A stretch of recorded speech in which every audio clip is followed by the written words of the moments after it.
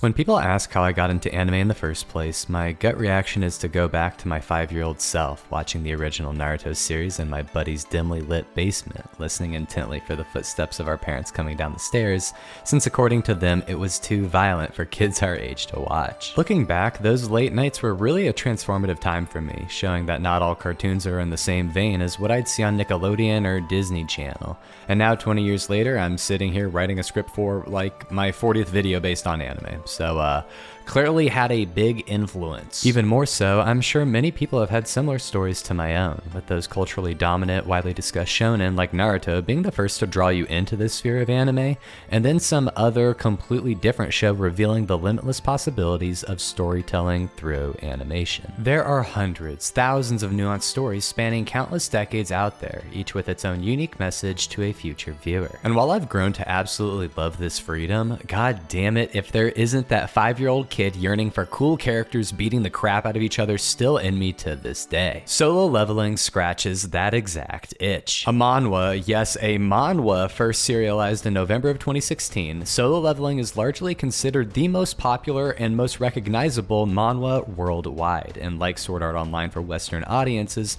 really led the charge for global recognition of its type of media. According to this Reddit post, its popularity was so massive that they even made Korea into a real place, which is really incredible when you think about it. In fact, it hooked even me, a manhwa virgin, to somehow sit down and doom scroll some sketchy website while I was in college. And I absolutely loved it. Between its lightning quick pacing and excellent, and I mean excellent art by the late Jang Dubu Sung Rock, bless their soul, it makes a strong first impression and carries that momentum till the very end. The story is very much a standard copy-paste action power fantasy. It's kind of like the Mario games in that, oh, I wonder what the premise of the story could be considering it hasn't changed in the past 40 years. But each game feels so good to play that nobody could care less about the fact that we're fighting the same turtle to save the same princess for the 100th time. It's a tried and true narrative structure that, while nothing groundbreaking, it gets the job done. Weak guy is weak, gets power that through hard work, guy becomes strong. Very straightforward. However, people go as far as to say the story is a hindrance to specifically Solo Leveling, and to that I'd push back. While the story of Solo Leveling has almost nothing special or out of the ordinary going for it, it does one thing better than almost anything else. It respects the reason why people are watching it in the first place. We're not here to watch some deep dive into the human psyche or a deconstruction of mass culture.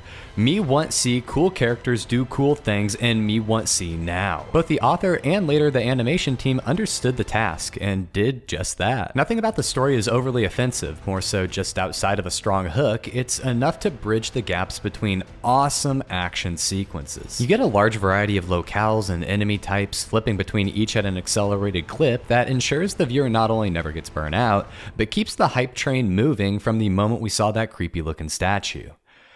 He's got some big old feet. So no, I don't think OMG lol story so bad carried by art, but it sure does help. When I look at the original manhwa panels, the first word that comes to mind is cool.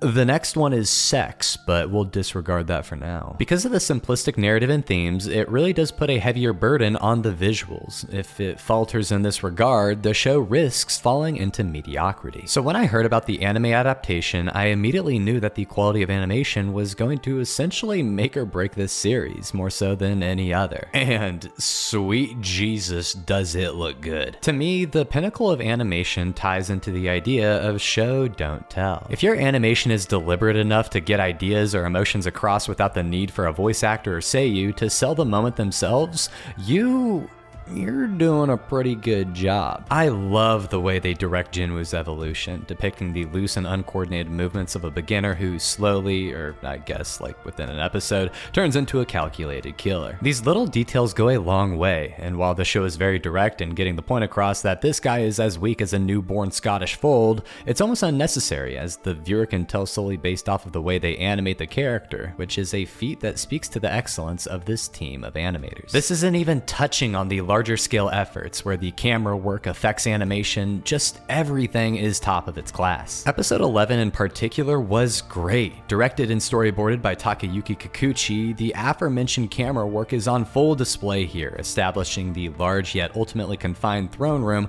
where one of the most iconic fights of the entire story takes place. 3D backgrounds, CGI, hand-drawn effects, and impact frames. The team used everything at their disposal to make the fight as badass as possible. The viewer can feel each hit, with characters flying around an environment crumbling as a result of the battle. Throw in a good old Hiroyuki Sawano soundtrack and these moments hit in the best of ways. So yeah, for a show whose success heavily hinged on those big moments of Sakuga, it honestly exceeded my expectations, matching the visual fidelity of its source material in its own way, and proving that it's earned its right to stand on its own.